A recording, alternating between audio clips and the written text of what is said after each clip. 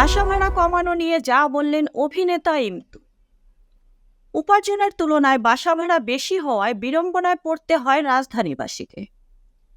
বিশেষ করে নিম্ন এবং মধ্যবিত্ত ভাড়াটিয়াদের অভিযোগ, আইন ও নিয়মকানুন না মেনে বাড়িওয়ালারা বছর বছর ইচ্ছে মতো ভাড়া বাড়িয়ে দেন। দেশ সংস্কারের এই সময় রাজধানীবাসীর বাসা ভাড়া বৃদ্ধি কমানোর জন্য জনসাধারণকে এক হতে বললেন উপস্থাপক ও অভিনেতা ইমতুর আতিশ। সোমবার ১৯ আগস্ট ভেরিফাইড ফ্যান পেজে এ বিষয়ে একটি স্ট্যাটাস দেন ইমতু, যেখানে তিনি বাসা ভাড়া কমানোর জন্য আন্দোলনের আহ্বান জানিয়ে লেখেন, বাসা ভাড়া নিয়ে কেউ আন্দোলন করছে না কেন? রাজধানীর বারিধারা এলাকায় থাকেন ইমতুর আতিশ।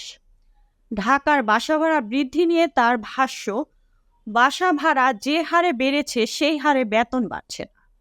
দ্রব্যমূল্যের অস্বাভাবিক ঊর্ধ্বগতিতে গত বছর বাজার খরচও দফায় দফায় বেড়ে এমন পর্যায়ে গেছে, এখন আর পণ্য তালিকায় কাটছাঁট করারও জায়গা নেই। এই অবস্থায় নতুন করে বাসা ভাড়া বেড়ে যাওয়ায় জীবনযাত্রার উপর বেশ চাপ তৈরি হচ্ছে। তিনি বলেন, দ্রব্যমূল্যের ঊর্ধ্বগতি, গ্যাস, বিদ্যুৎ, পানির দাম সহ জীবনযাত্রার খরচ মেটাতে এমনিতেই সাধারণ মানুষ হিমশিম খাচ্ছেন। এর মধ্যে রাজধানীর অধিকাংশ এলাকায় বাসা ভাড়া বাড়ছে নতুন করে। বছরের শুরুতেই এলাকা ভেদে বাসা ভাড়া বেড়েছে ৫০০ থেকে ৩,০০০ টাকা পর্যন্ত। কোথাও কোথাও ফ্ল্যাটের আকার ভেদে ভাড়া বেড়েছে ৫,০০০ টাকাও।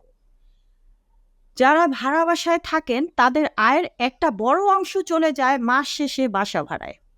সাধারণত মানুষের খরচের তুলনায় আয় বেশি বাড়লে তাতে খরচ বাড়লেও মানুষের তেমন সমস্যা হয় না। কিন্তু দেশে গত ১.৫ বছর মূল্যস্ফীতির চেয়ে মানুষের মজুরি বৃদ্ধির হার কম। এইসব বিষয় বিবেচনা করে ঢাকার বাসা ভাড়া কমানোর দাবি জানান ইমতুর আতিশ।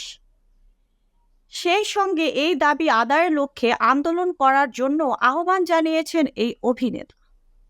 একাধিক টিভি চ্যানেলে উপস্থাপনায় দেখা যায় ইমতুর আতিশকে।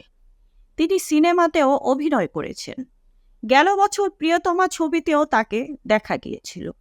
এই ছিল এখনকার প্রতিবেদন। নিত্য নতুন সংবাদ পেতে চ্যানেলটি সাবস্ক্রাইব করুন এবং আমাদের ফেসবুক পেজ ফলো দিয়ে রাখুন। মুক্তা পারভেজ, ডেস্ক রিপোর্ট, বিই নিউজ, ঢাকা।